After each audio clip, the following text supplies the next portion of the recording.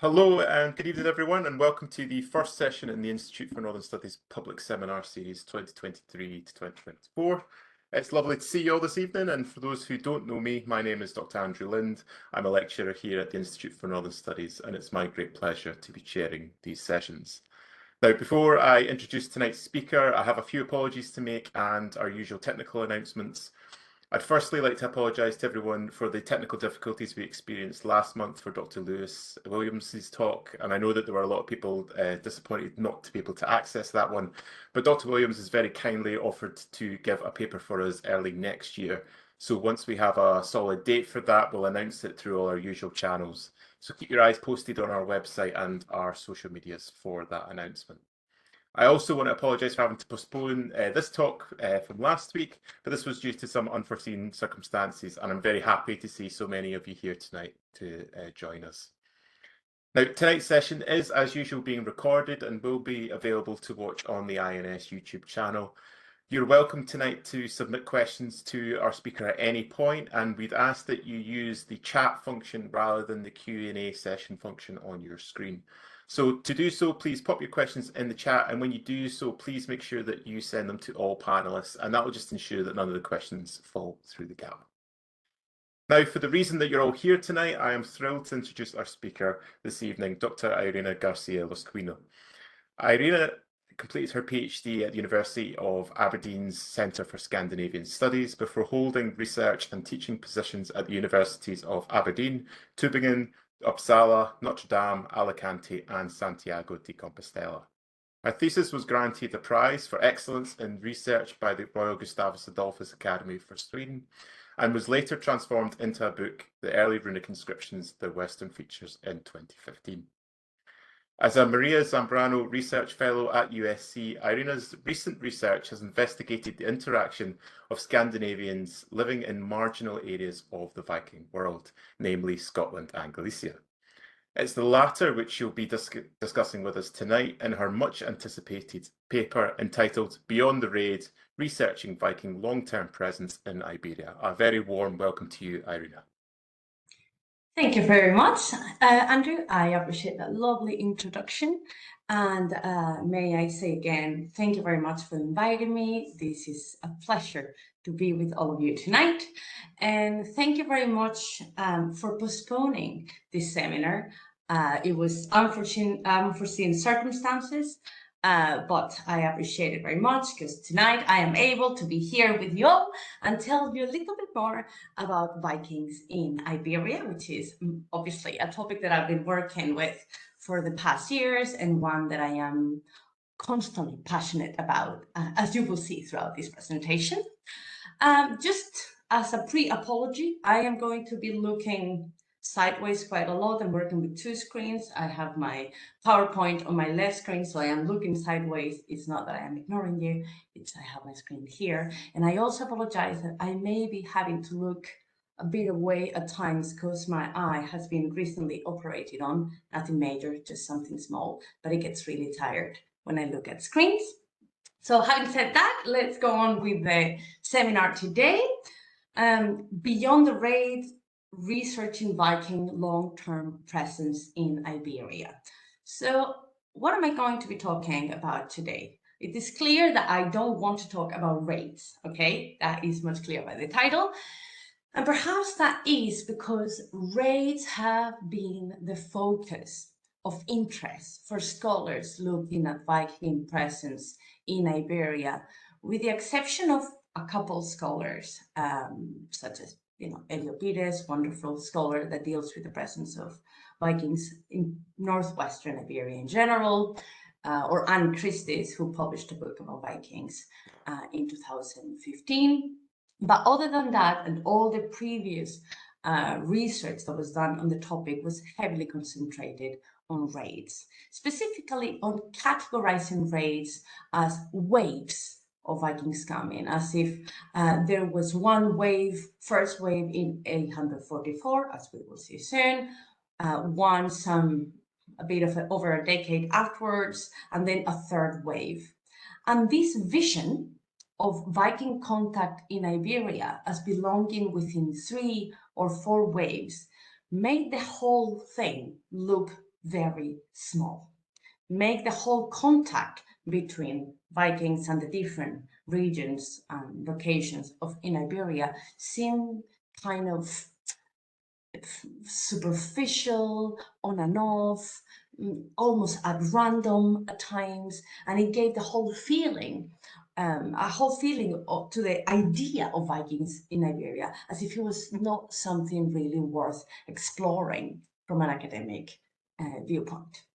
So I'm going to stay away from all of that, and I'm going to start asking questions that I've been asking for a while, about looking at the other side, like the opposite of raids, which is long-term presence. Specifically today, I want to talk about settlement, which is, kind of like the opposite idea of it being a superficial type of contact between Vikings and the different peoples of the Iberian Peninsula. I'm going to speak about quite a mix of things, so please forgive me for talking about very different items, but I think they're all compounding together to allow us to start speaking about settlement, types of settlement, patterns of behavior that we can see through all the data that relates to the idea of settlement. I think with all of it, we can start gathering some ideas.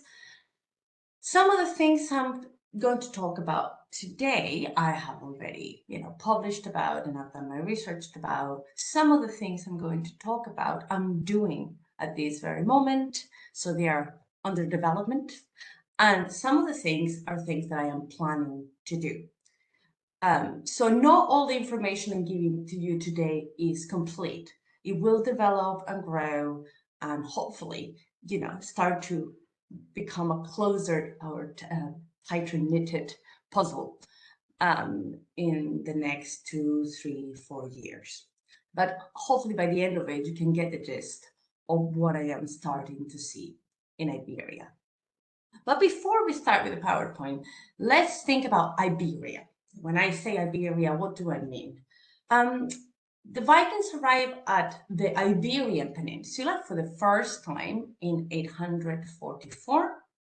That may not be exactly the case. Quite likely that there were Norse groups in touch with coastal territories before 844. But 844 is the first time that we have a recorded attack in the Iberian Peninsula. And it's not just a minor, tiny, small recorded attack. It is a major campaign that takes Vikings all the way from the coast of France down the Bay of Biscay to Asturias, Galicia, areas of Portugal, incoming through the river Guadalquivir, take Seville for a week, spend a month in the southern Al-Andalus, traveling inland up to Extremadura, into Cordoba, through the river.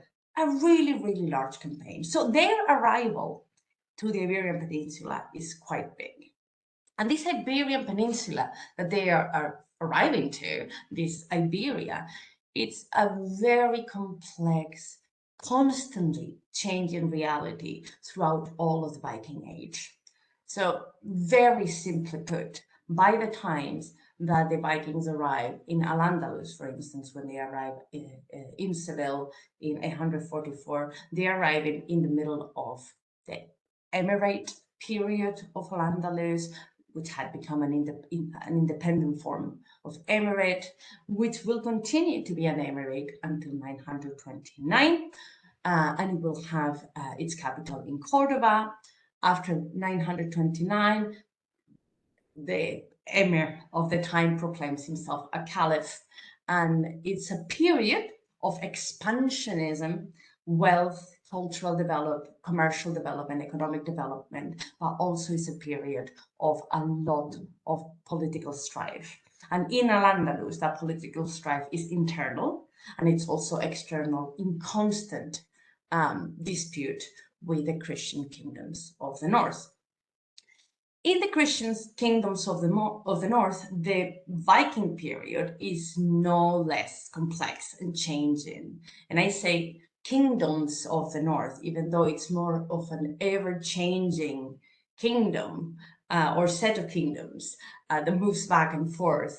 Galicia, where, for instance, much of the action happens during the Viking Age, for it belonged to the Asturian kingdom, became its own kingdom for a while, then was part of the kingdom of Leon, while all the time enjoying a certain type of political independent power in the as a place where towns held a lot of power, so huge aristocratic power, often against the kings of Leon, for instance. So there's a lot of internal strife in the Christian territories of medieval Iberia as well.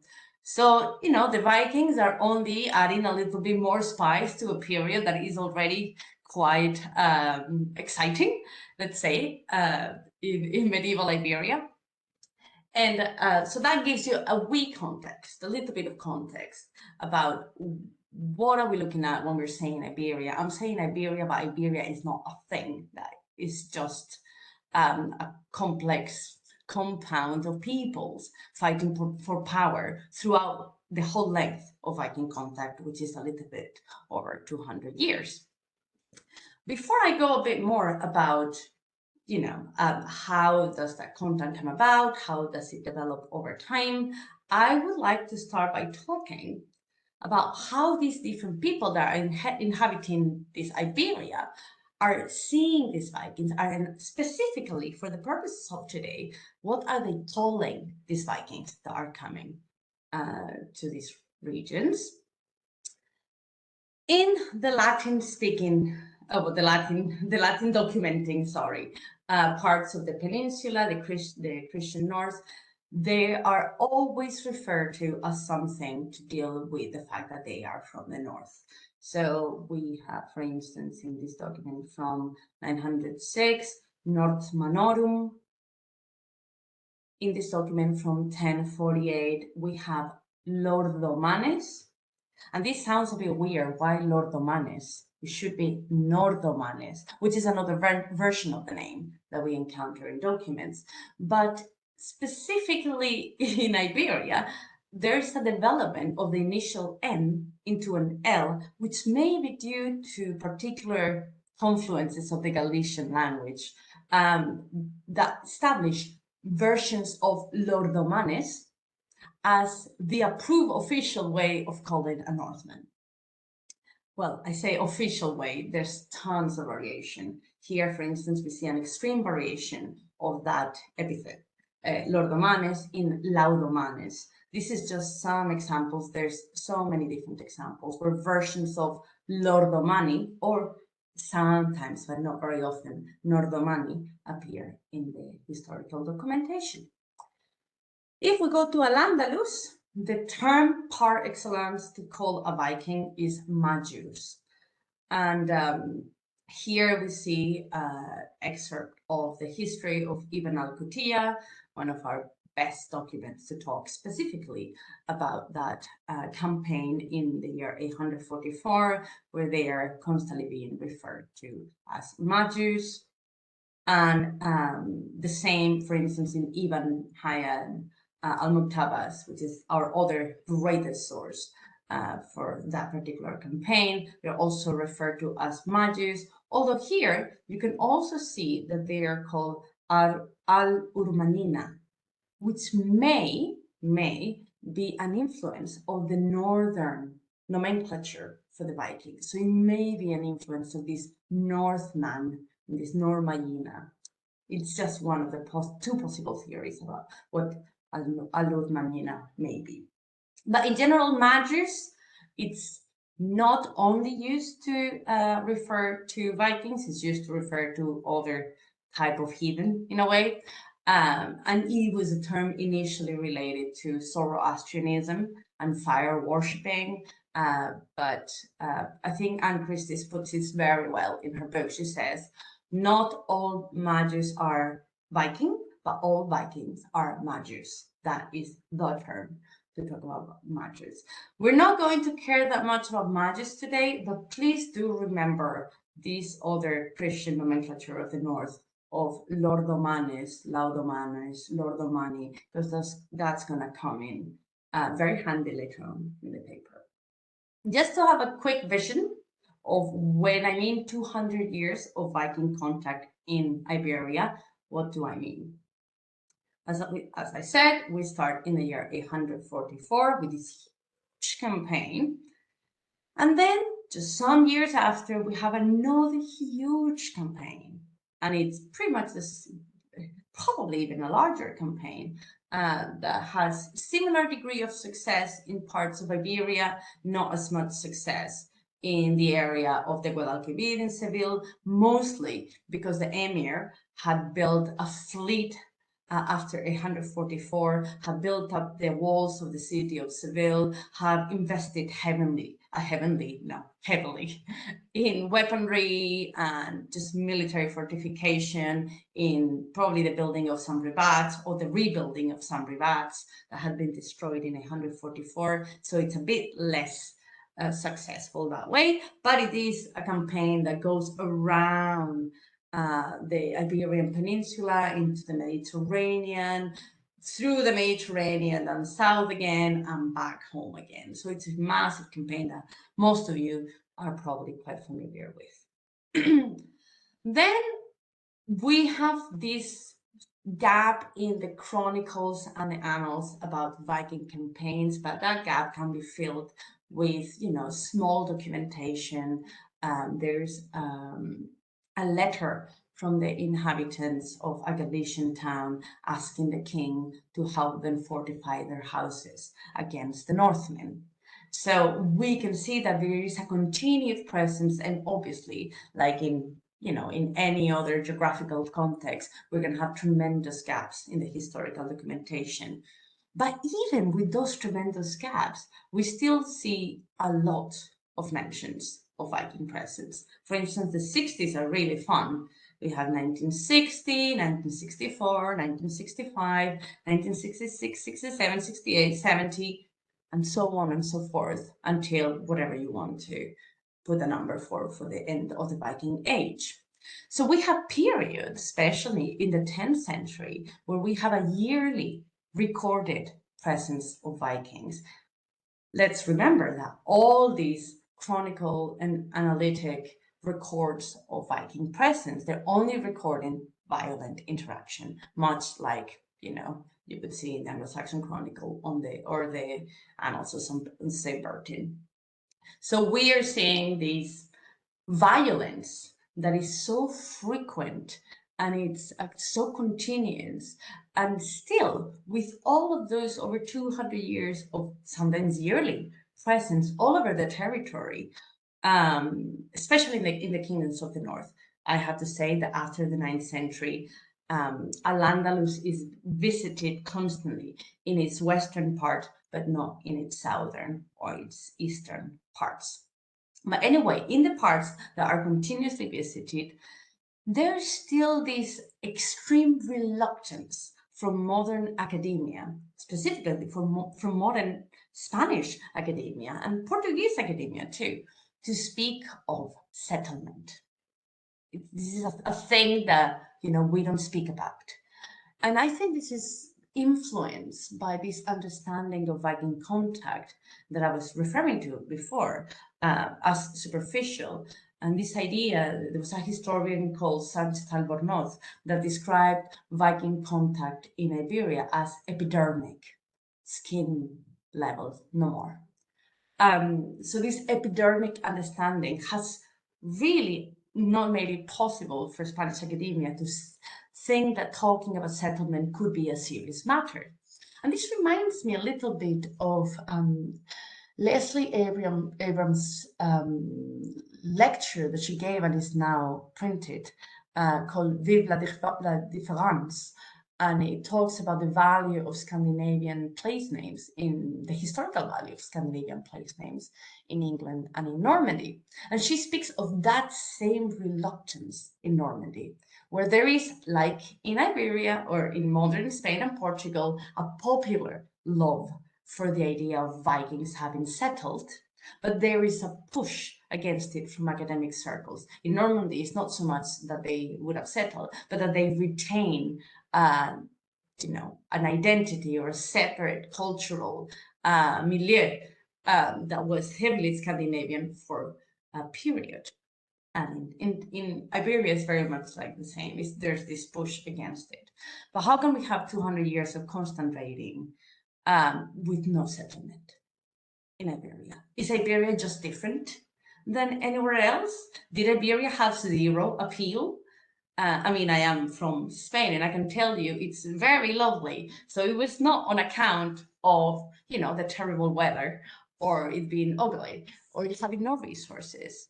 So what is happening? Is there no settlement? And was the political strife, the internal and, Al-Andalus Christian strife so strong that there was no place for settlement? Or do we have settlement? And that settlement aligns quite neatly with that internal political strife. That's what we're going to discuss in just a little bit. So first of all, I'd like to start probing and asking questions about this forbidden topic of settlement in different disciplinary ways. So how do I approach this work when we don't really have that much to go with? So let's start with what do we get? What kind of information do we get from historical sources? So I just selected a kind of few samples that tell us exciting things about Vikings in Spain and settlement. This first sample is a document from AD 968 from a chronicle called the Chronicon Sampiri, and it reads, second year of his reign being the reign of Ramiro III, who had just become king just the year before, and he was a young boy. He had gone to the throne as a young boy, so he could not really reign. So his auntie, Elvira, was the queen regent, and it was a period where, as always, there were tensions between Galicia and the Kingdom of Leon. And, the kingdom is a bit weaker because the king is a child.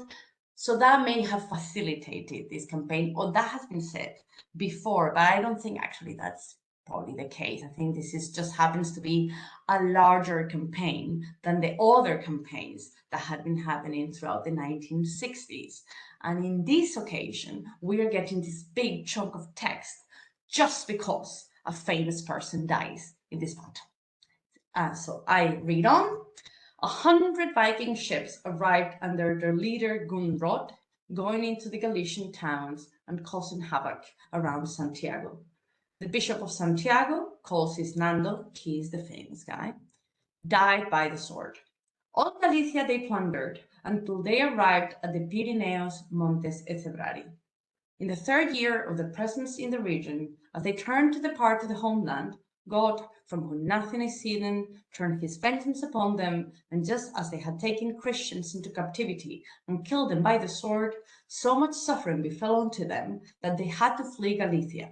Count Guillermo Sanchez went out with a great army to meet them and killed them all with his sword, as well as their king, and he burnt all their ships.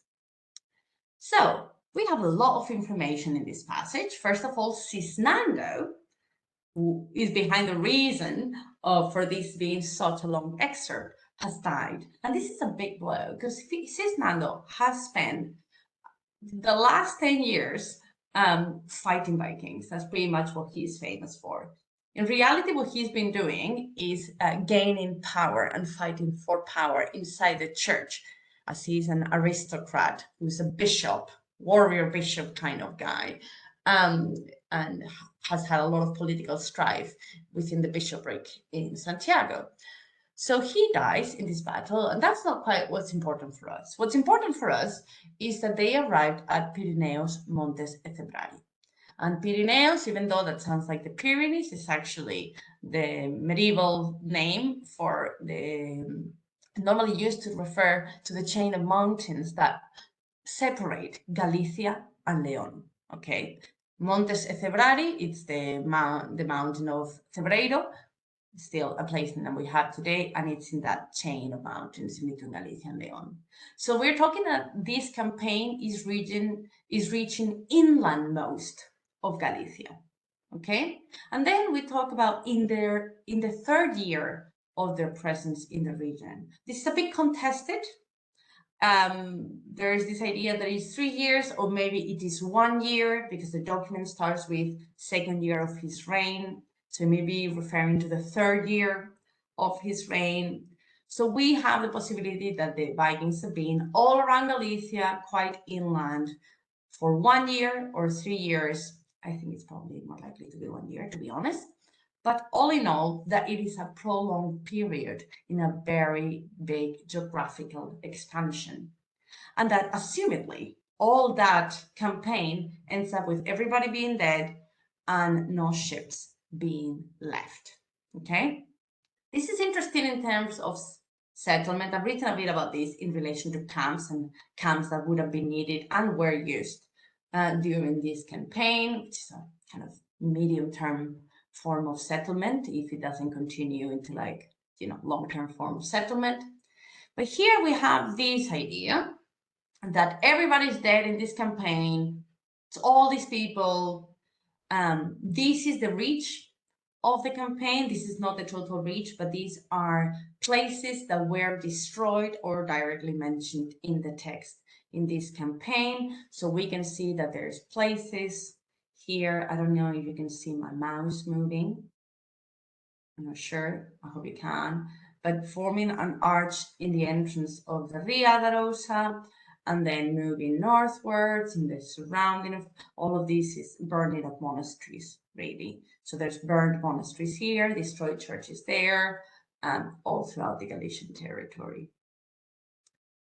And right after that, 2 years after the entrance of that big campaign through the river Ulla into Galicia, we have the Annales Castellani Recentiores saying, Venerunt Lordomani ad campo. Do you remember Lordomani, the name for the Northmen? So we have this appearance of Vikings that are venerunt, not fuerunt, but venerunt. They came into campo. So the Annales Castellani Recentiores, they are written in Castile. So they are incoming into Castile in campo. That is Tierra de Campos, which is a territory south of León, where, funnily enough, we have a town called Lordemanos, which is exactly situated here. And this is not funnily enough. Of course, I'm driving towards this place name I'm going to talk about this place name for the whole of the talk. But here we have a group of Vikings coming into Tierra de Campos, coincidentally in the same place that we have a town with the place name Vikings. And it is very inland. As you saw before, the Cebreiro Mountains that divided Galicia and León that was mentioned in the text is somewhere around here. This is the Sierra de Ancares that divides the two regions. And then into León, they would have gone to whatever this town called Lordemanos is, about which we will talk in a little bit.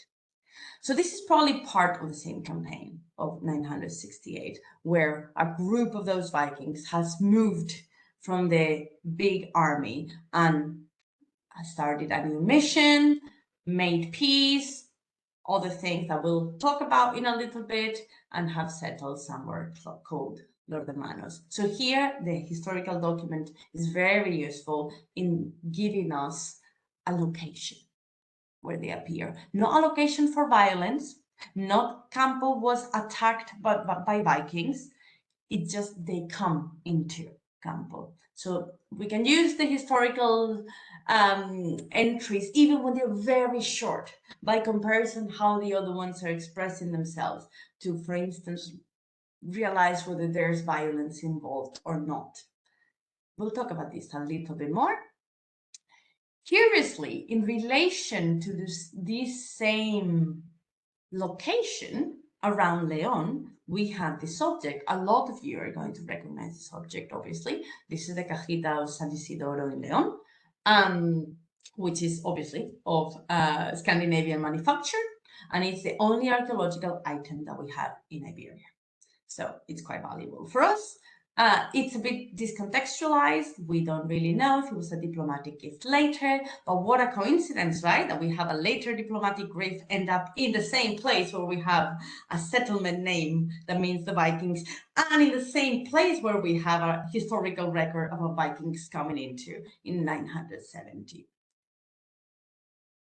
Also interesting about this 970 excursion into Campo is that the route taken to move from where they have been locating themselves during the campaign of 968 and where they settled in Leon, or where the Lord de Manos get founded in Leon, is the way of St. James. That is the natural way, that is the only way really to cross the pass of Cebreiro in the Ancares Mountains. So they are not quietly going through side roads or using all manners of road. They're going through the big road that is already in development, well developed at this time, that is already a pilgrim's route, and it starts to seem more, at least the latter part of that 968 to 970 campaign, more like a migration movement into Leon than a raid movement into Leon.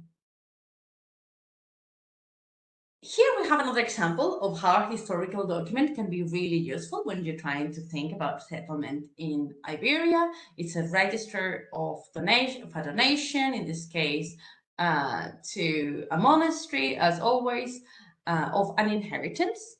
And the person donating the land that they have inherited to the monastery, they define the shape of the land, the area to be given, by giving 4 points of reference, and that is the river Louro, a place called Cordeiro, a place called Valga, and the town where Lodimano was, the town of Lodimanos. Okay, so again, this is another version of the same name that we've seen before for Vikings. So we know that by the year, at the latest, 979, a former Viking town, I think it's not a town, I think it's a camp in this case, by the river, Uya, had existed. I think this town is probably related to that 968 campaign, or more likely than that, was pre-existing that 968 campaign and allowed for the constant pass of Vikings through that area throughout the 10th century. I'll talk about this a little bit more later. And then I have like what I call this slide random things that tell us possibly something of a settlement. So this is the kind of historical documentation that I think is really funny, that we cannot really do much with, but still plays into an idea of settlement. For instance, here we have mentioned in 1015 that in July, there's some sons and grandchildren of the, in this case, Lord Nimi is another word for Lordomanis. We have endless variations of them. So it's the sons and grandchildren of the Vikings that are coming into this area between the two rivers that I have in the map in what's today northern Portugal. And this area is attacked by these sons and grandchildren of Vikings for 9 months. So it's quite a heavy campaign, similar to the campaigns that we've been mentioning today, that leave, quite an impact into the location because they've spent a long time in that location. And it's this idea that it's not the normal phrasing of it's the Northmen coming. It is not the Northmen, it's their children and their grandchildren. So I wonder if this could possibly, and I say possibly, related to the idea that they are, people that are kind of second generation Norse inhabitants of any of the areas of Iberia where they would have been settlement, either in Portugal specifically or in Galicia. I would think that's possibly most likely. But again, that's just a possibility. That's why it's in the slide of random ideas. And then we have something very funny. It's not funny, but it is exciting to look at, and it makes you think, but it's very difficult to put your finger in it, and it's the usage of personal names. So this is very difficult because at least in Northwest Iberia or North Iberia, there's a strong Germanic nomenclature that predates the Viking Age. And the names, the personal names employed in the toponymy, it's very difficult to know what Germanic language they may be from. Are they Swabian? Are they Gothic? Are they Norse? No, it's not possible to know. You can see there's problems with Germanic personal name usage when trying to say, oh, this is Viking, this is not Viking, because names like Gunrod that you've seen in the excerpt before from 968, that is Spanishized or Latinized rather as Gunderedo in that document. And Gunderedo is a popular name, and it becomes even more popular after the 10th century. In fact, it becomes a woman's name after the 10th century in Leon. So it's very difficult to play with personal name, but sometimes you can find personal names that are recorded that don't conform with any traditional Germanic nomenclature of the peninsula, that are very Scandinavian in form, and maybe those can give us a little bit of hints. So for instance, here we have in 1109, somewhere near Coimbra, Rodrigo Svern, okay? Someone whose father, Svernith, Nith is for the son of, whose father was Svern. We see Rodrigo Svernith again here in a document, it's a testament again, where it says that the things that he has inherited may be protected against people who come from nearby or from afar. But then again, that's not unusual to use that expression. So we have Rodrigo Svernith here. Then we have the surname Erikis. Erik, it's not a kind of Germanic name that has any tradition whatsoever in either Portugal or in Galicia. Erik is again the son of Eric. We have another Erikithi here. And look at the locations where these are appearing. This one is somewhere near Coimbra, the one in 10.9, and this one is in Leon, Erikis. And then at the end, we have an Ericus Aulfis in Galicia, in the monastery of Celanova. And interestingly, this document starts by saying, Aulfus fuit decreatione de episcopo Rudesindo. He was the slave or serf with a freedom of the bishop Rosendo, who is most famous for also fighting against the Vikings. But it was quite usual for there to be some form of unfree serfdom or slavery in medieval Galician and Asturian monasteries. In this case, Aulf is also a Germanic name that exists pre-Viking age, so that's difficult to point together. But the son is called Ericus, a completely unusual name. So here we have an interesting way in which medieval documents may say something. And I'm going to move on because I'm not getting into what I want at the speed I want to. And I'm going to start talking about what about we don't use the historical documents as a way to search, but we use toponymy as a way to search. When I started playing with the idea of using toponymy to work in Iberia, I started looking at Normandy, because Normandy is a place where, well, like in Galicia, well, not as much as in Galicia, but there's not a huge amount of archaeological background for Viking specific stuff, and place names have been like the baseline there. So I was like, okay, let me understand how it works. And I realized that it was very useful to work with topographic place names, because they are formed by topographic elements that may relate to things that are physical in the landscape, and therefore able to establish whether they are there or not. So just in case I started looking at Galicia, a potential place names that looked like they could contain Scandinavian topographical elements. And from all of that, I chose a case study in what it seemed to me was going to be the most productive place name. I had a lot of them in Galicia. They were easily identifiable, and they were place names that contained the element beck, from Old Norse becker, stream, or in place name becomes land by the water source. And by looking at Galician nomenclature, I came up with 75 of these names. I'm not going to go into why they would be North Germanic and not East and West Germanic, but in any case, I was pretty sure that I have 75 potential names. So I visited 49 of these names in person. I did like a lighter triage of the names first, and I visited them, and I took pictures, and I described them. And from all of these, what I got is that 98% of the locations were definitely not possibly confounded by another etymological possibility, which was that beck was a peak in Galician place names.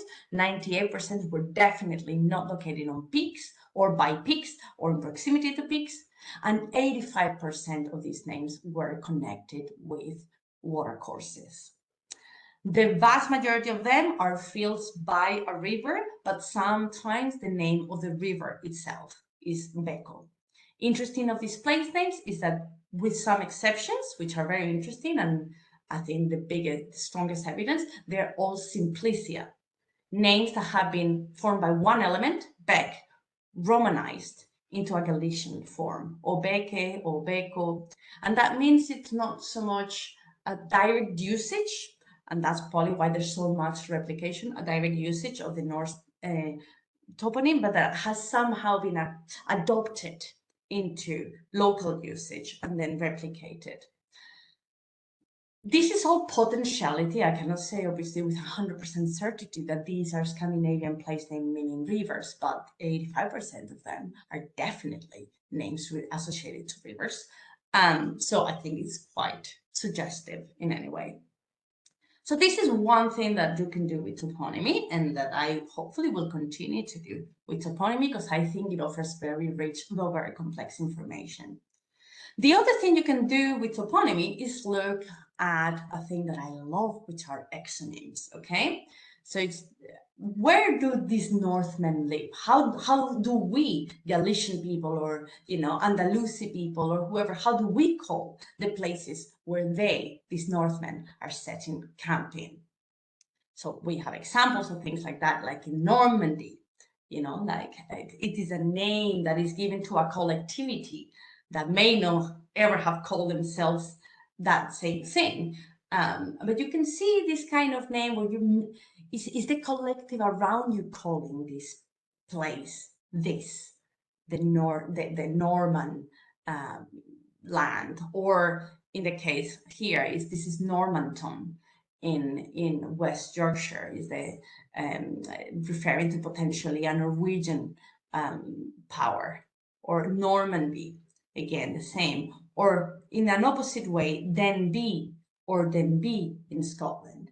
Is this pointing at to someone else referring to someone as the Dane, and therefore that's the Dane's house. So this idea of names that are given by others to a group was very interesting to me. In the case on the screen right now, obviously not all of them necessarily were called by outsiders. They're not what I call exonyms, the name of an outsider for a place, in the case of Normandy could be.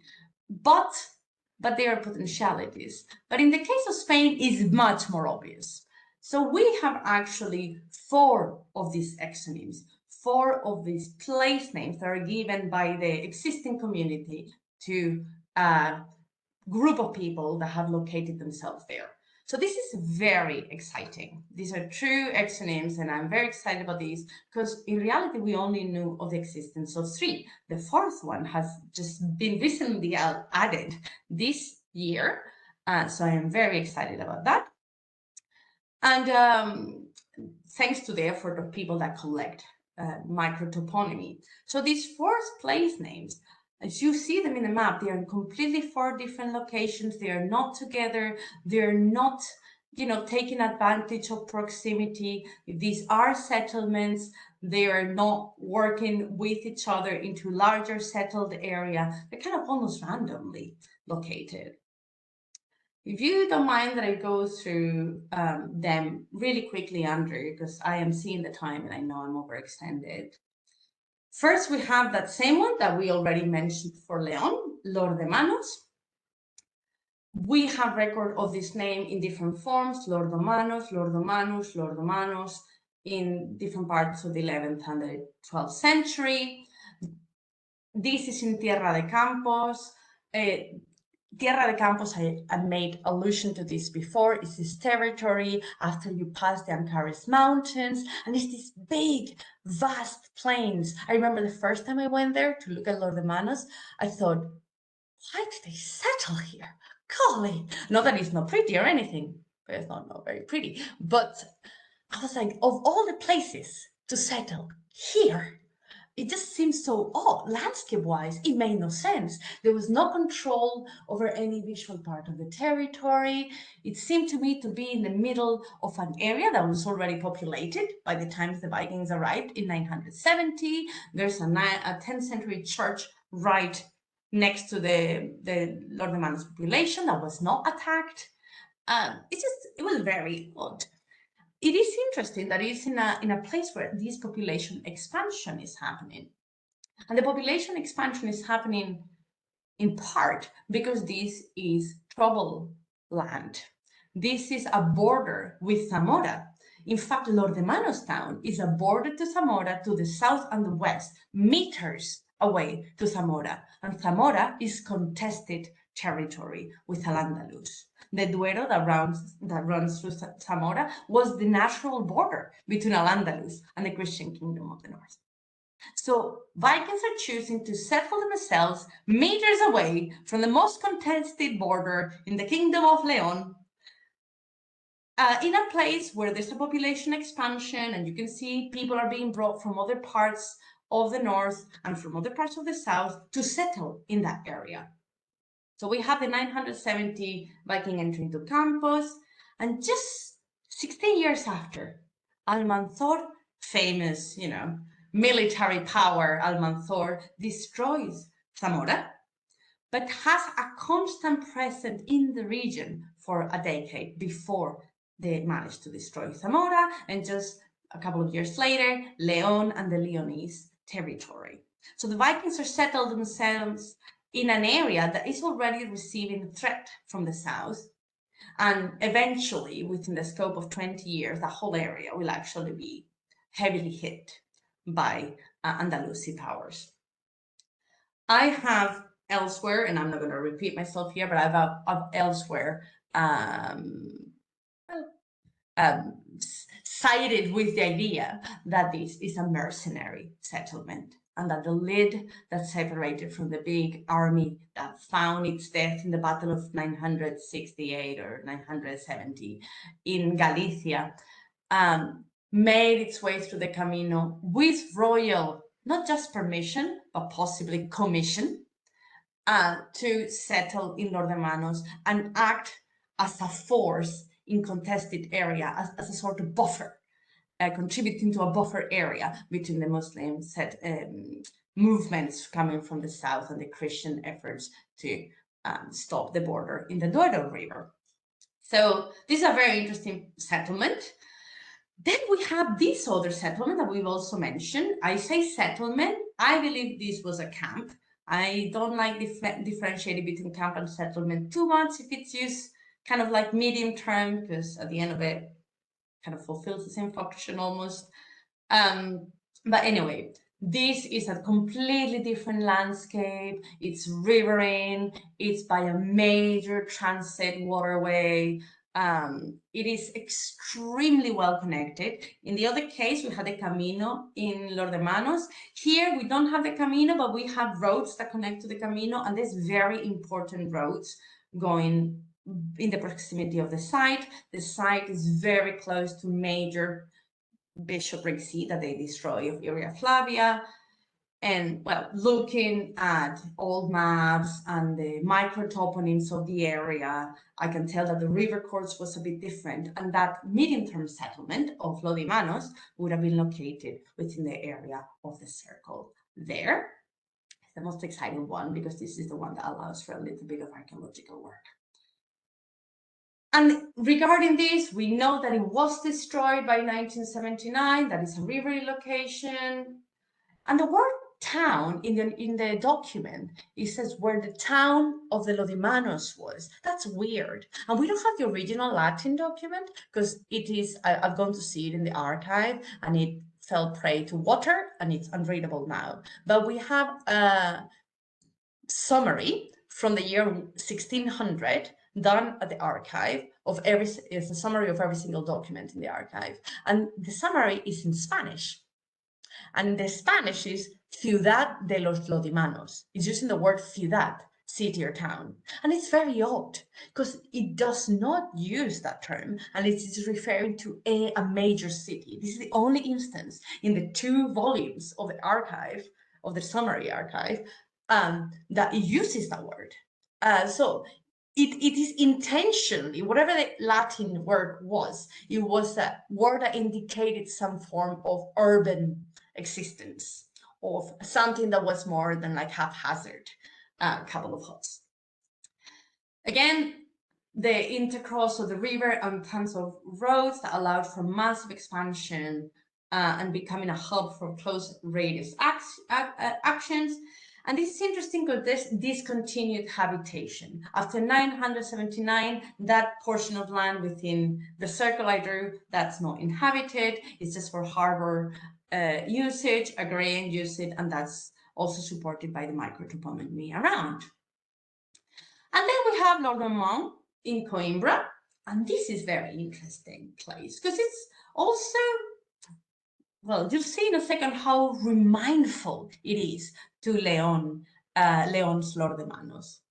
We have, it's located here right next to Coimbra. You can see Coimbra's here, surrounded by the Mondego River, and Lordemano is just north of the town, Lordmont.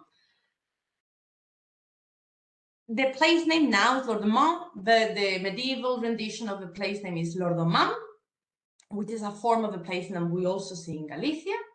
And in the 12th century, it is recorded in an endowment, in an inheritance document about a place in Coimbra, called Lordoman.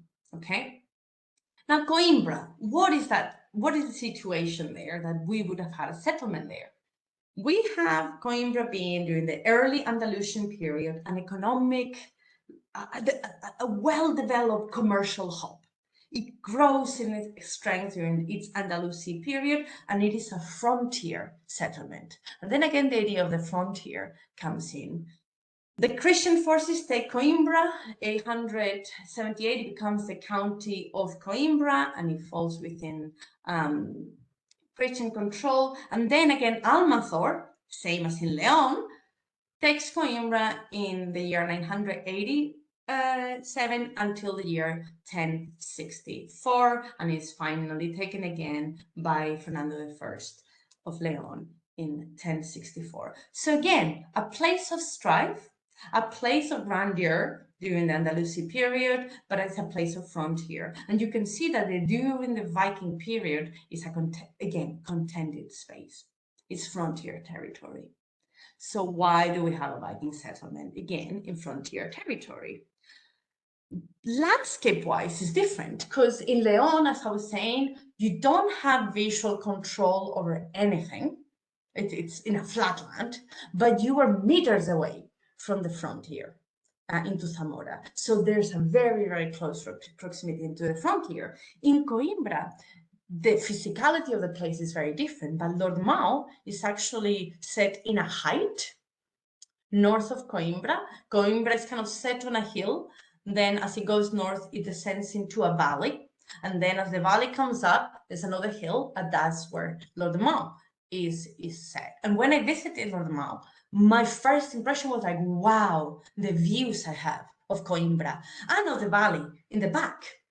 So it's actually amazing location for visual control of Coimbra, of the valley to the north. I was talking to the inhabitants of the town, how they used to walk to Coimbra for shopping and then walk back home. So it's within, within a very short distance to Coimbra. So that perhaps is again remindful to Lord de Manos. Maybe we're again here talking about a settlement that is done under the consentment of someone, be the kings of the north. I think that would be my best proposition here. In that case, possibly done a similar period as things are happening in Lord de Manos in Leon, before Almanzor takes the city again. Otherwise, maybe it's in cahoots with southern forces against northern forces. But the fact that it's situated north of Coimbra makes me believe that it's probably the earlier than the latter. This is in the making. I've only started to work on this in the past very little time. So this is all in the making, and even more in the making is this. This is the fourth wonderful new location of Lord de Man, Galicia. All of this is not published yet, but hopefully it will be, and hopefully sooner than later. And this is, again, a completely different situation, a completely different setting. We are in a location in Galicia that is surrounded by important monasteries, very important monastic centers, especially during the 12th century, church centers earlier. Huge bishopric of Bretonia was there until probably earlier than this was settled, and then moves to San Martín de Mondoñedo. Here in the Ria de Foz, you can see where my cursor, the mouse is. That is a constant movement area for Vikings. That's where the bishopric was set for quite a while, but it had to be moved inland to where it says Mondoñedo because of Viking attacks. So this whole area is well transited by Vikings. The place name Lord de Man exists as a part of a compound, Os Zarros de Lord de Man. We actually have no idea what the Zarros means, but I think it just means the arable lands. This is very local nomenclature. The arable lands of Lord de Man. So it's the place located by the place name is not Lord de Man, it's the arable lands of. In the 13th century, we encounter register of the name Lordomam in a document where the monastery is granting groups of people to expand the population of certain towns, including Lordomam.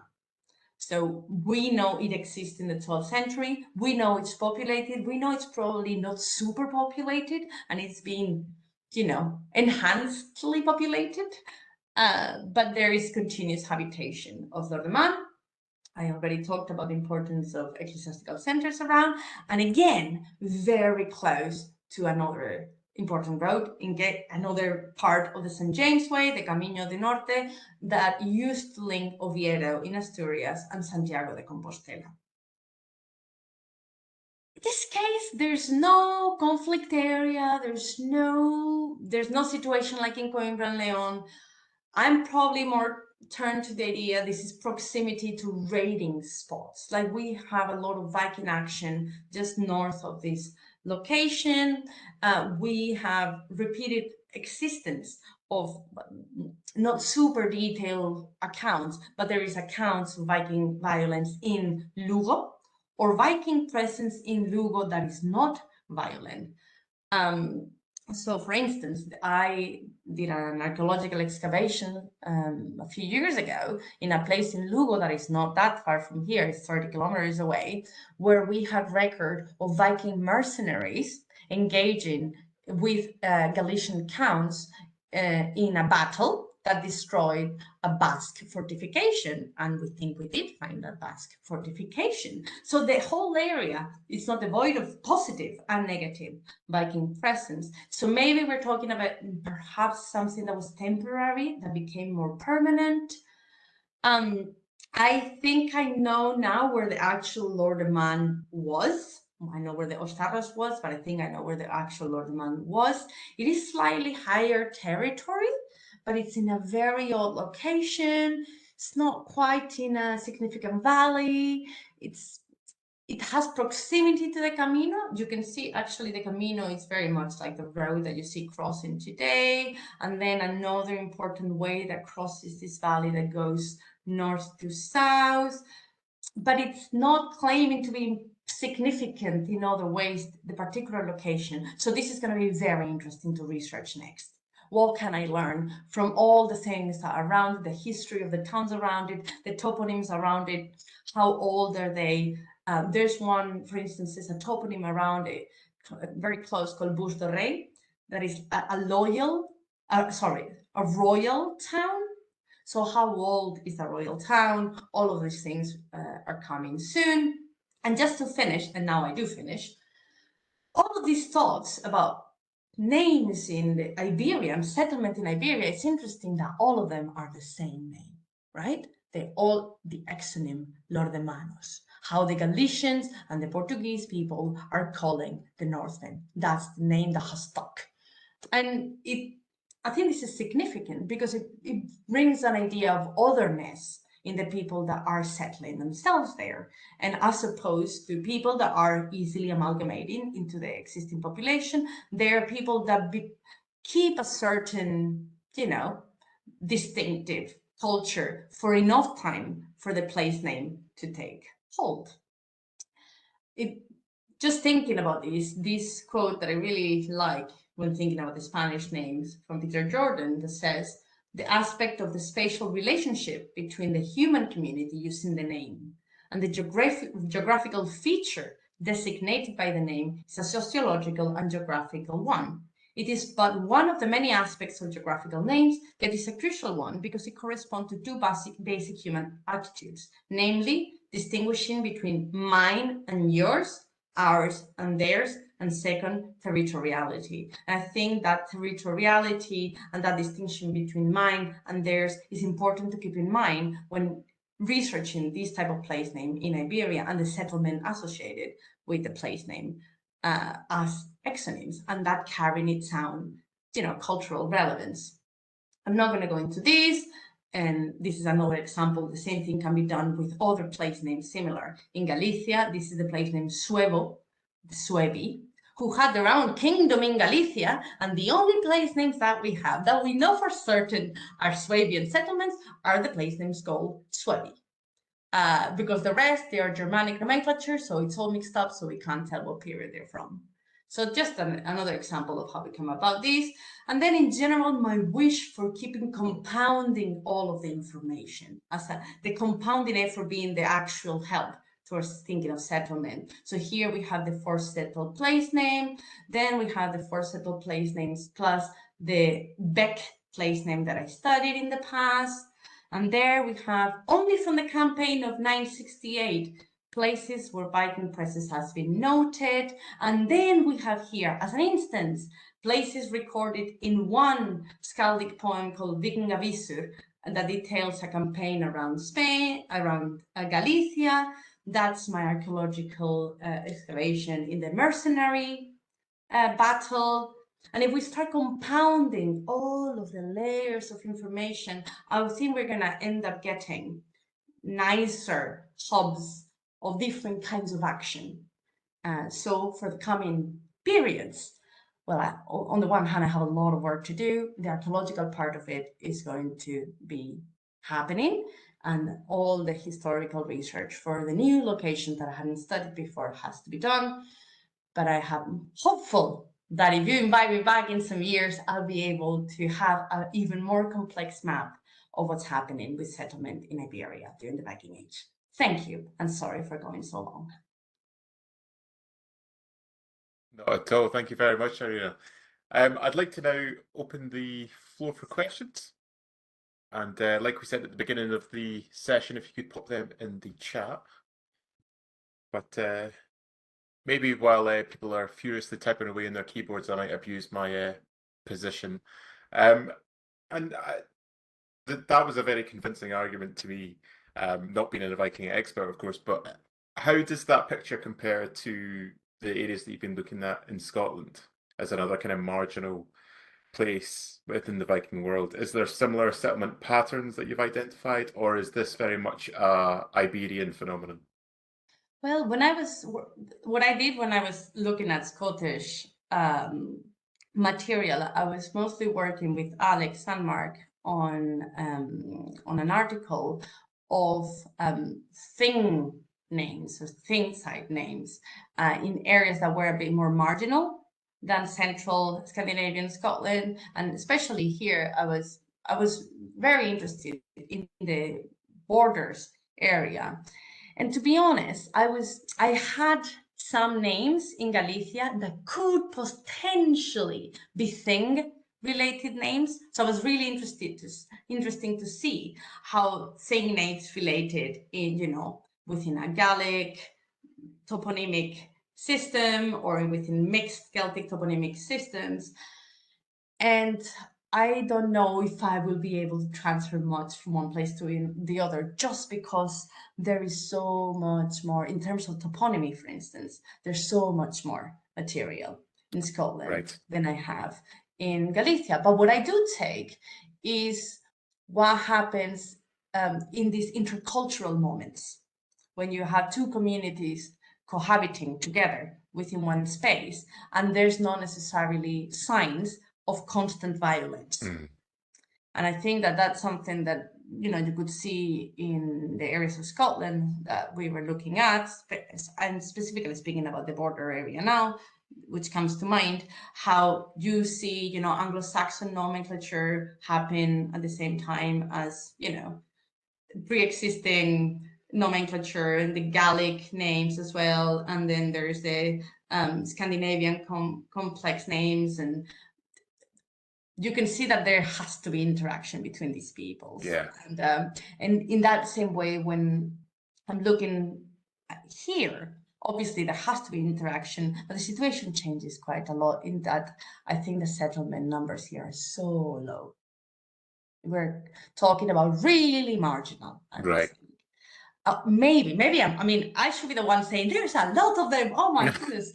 But I think still it's probably much lower than we experience in Right. other Okay. parts of the diaspora. But the aspects of interaction and positive interchange, or where can we find the signs of communication, as is the case maybe of thing sites, that gives me hope to be able to Yeah. transfer one thing into another. And I guess things like the mercenary activity, there's continuities there to other places as well, so there might be more there. Yeah, I mean the mercenary stuff is just something we know from almost anywhere, Yeah. really. And there should be no surprise that that happened in Iberia. I mean, none of the behaviors that happen elsewhere in the Viking world should we be surprised to find in Iberia, Sure. Yeah. because the period of contact is the same, and while the settlement reality is not the same, that doesn't mean that those behaviors don't exist at a Yeah. less frequent in a less frequent manner. But yeah. Sure. Okay. We've got a question from Jim Gritton in the chat. Just thank you for a very interesting talk, and that you've talked about various evidential sources for the Vikings in Iberia. Are you aware of any runic evidence or runestones? Okay, so I'm going to give two sides to that question. It's a very good question. My dream, I mean, I'm a former runologist, right? That was my PhD was dealing with Germanic, but in runes. So my dream is to find something, right? That would be amazing. But no, I don't think we have any runic evidence at all in Iberia. Not that long ago, I would have told you we don't have any for sure. Now I'm still thinking that there's no runic evidence, but there may be some things coming up at some point, not for me, about potential things, but I don't think they are there. Okay. So I'd say no. And No nor for nor now. are we likely to find much Okay. until we find other things. Okay. I don't think there's any more questions in the chat just now. I'll leave that open for a wee second. Jim's just saying thank you. Thank you very much. If anyone has any other questions. Adela has a question. Hello, Irene. Thanks a lot for this very interesting presentation. You mentioned that the Vikings could have acted as mercenaries. I wrote my dissertation on Vikings in Iberia a few years ago. That is wonderful. I think there's maybe Yeah, there's more more coming. coming. We'll wait with bated breath.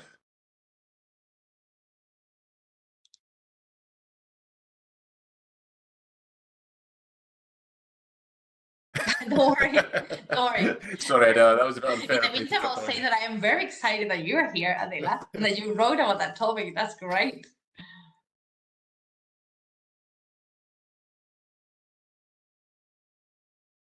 I'll maybe ask a quick question while I give Yeah. Adela some time to Yeah. on that topic. You mentioned in Leon about the almost purposeful placement of the Vikings and potentially in coordination with local elites in those disputed territories. Is that again? Is that a model that you can see elsewhere?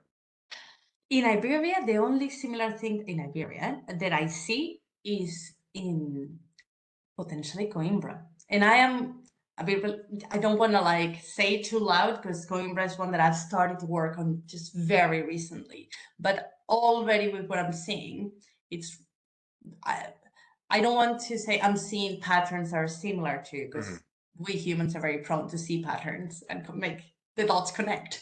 But I think that it won't be an uncommon thing. And I think it's, like the usage of Vikings to protect, cities that are attacked by the Vikings that they had come with in the first place. And that is quite a common thing that happens in England, and it's a common thing that happened in Normandy, and it's obviously a thing that happened in Byzantium. And Yeah. so I think it won't be an odd thing to encounter.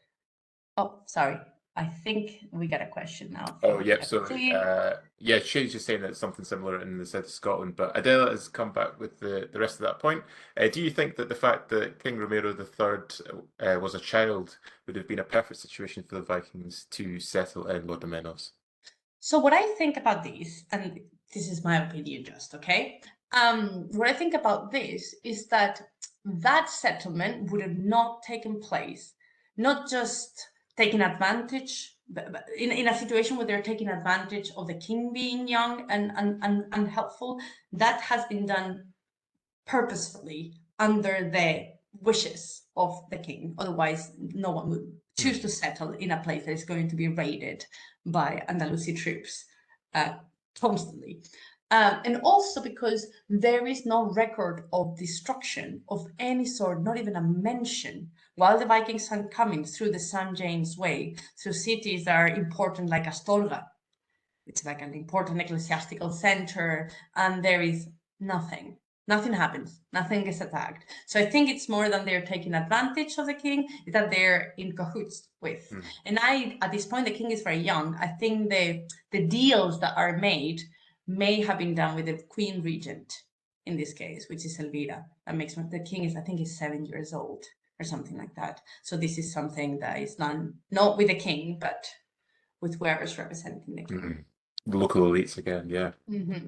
Alan's asking if there's any mention of Iberia in any of the saga material.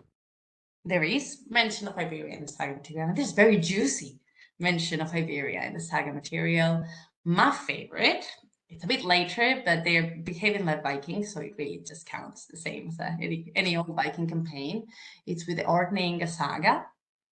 And the Earl, say, Calicos, what's it called? Calicolson. Well, it doesn't matter. My brain's dead. But anyway, in the Erlinga saga, one of the earls is preparing to go on a crusade, and he doesn't call it a crusade. Sorry, he calls it pilgrimage or something like that. But anyway, they act all the same in any occasion. And he gets a big fleet, he gets a lot of people, and he decides to winter in Galicia. So again, the whole act of wintering in Galicia seems to be like a normal thing that people do. He arrives in Galicia, he orders a market to be set for them, as if that is something that any person from the north would expect to get when they get to Galicia. The people in Galicia say, I'm so sorry, I cannot set the market for you, because we're poor and we don't have food and the season's been bad. He gets really upset. But the Galician people have been deprived of their local power by a foreign tyrant that has established himself in a castle and is ruling the region with tyranny. So they reach a deal with the Earl and his group of people that come with him, that if they fight for them and kick out the foreign tyrant, they will set up a market for them. So they say yes, and a lot of adventures happen, but in the end, they end up acting as mercenaries for local Galicians. And so it's still happening after the end of the Viking Age. Nice continuity there with a few themes. Yeah, absolutely. Yeah. I wonder if anyone has any final questions before we draw things to a close. I have to say, we have Carl Farrugia here, and he's written. I was talking about Majus at the beginning of the presentation. He's the person to ask about Majus. So nice to see you. That's you, Carl. You're getting drafted in. Adela's asked Irene, have you mentioned only Galicia? Have you looked into Isla Menor and Seville? Oh, Roggenwalder Kalikolsum. Thank you very much, Caitlin. I was blanking there. So I have looked into Isla Menor in Seville, and it is one of my future work to do in the camp topics. I think of all the places that something could be done camp-wise is Isla Menor, which is, I think, is a fascinating place because it was one of the camps that the Vikings held, a powerful camp in that campaign of the year 844. And while it was only a camp during a month, it was quite a well-established one. It seems that a lot of the trips that were happening around the area of the Guadalquivir, booty was perhaps being, downloaded there, especially enslaved people were being ransomed in that area of the camp. So it seems to be quite an important camp. And it's very interesting because the Arabic sources mention that it was a place where the best horses were bred. So it's a resource as well because you have horses there. But yeah, that is in the plans in the making for Isla Menor. Super. Well, I don't think we've got any other questions, so that's maybe a good point at which to draw things to a close for this evening. Before we do, can I ask everyone join me in the traditional INS public seminars awkward round of applause for the virtual medium? Thank you very much, Irene. Thank you. It was a fantastic paper, and thank you for your generosity in the discussion as well. All that's left for me to do tonight is to warmly welcome everyone and invite everyone back to our next seminar on our schedule. And we'll be sticking with the Vikings for our next one, courtesy of a paper from Dr. Sven Kalmering, which will be entitled Of Viking Ships and Harbours, Aspects of the Maritime Cultural Landscape. And that will be taking place at our usual Thursday slot on the 30th of November at 7 p.m. So until then, thank you everyone for attending tonight. Thank you again, Irene, for a fantastic paper, and we'll see you all next month, and enjoy the rest of your evening. Good night. Thank you very much, Andrew. Thank you everyone for attending. See you soon. Bye-bye now. Bye. Bye, Shane.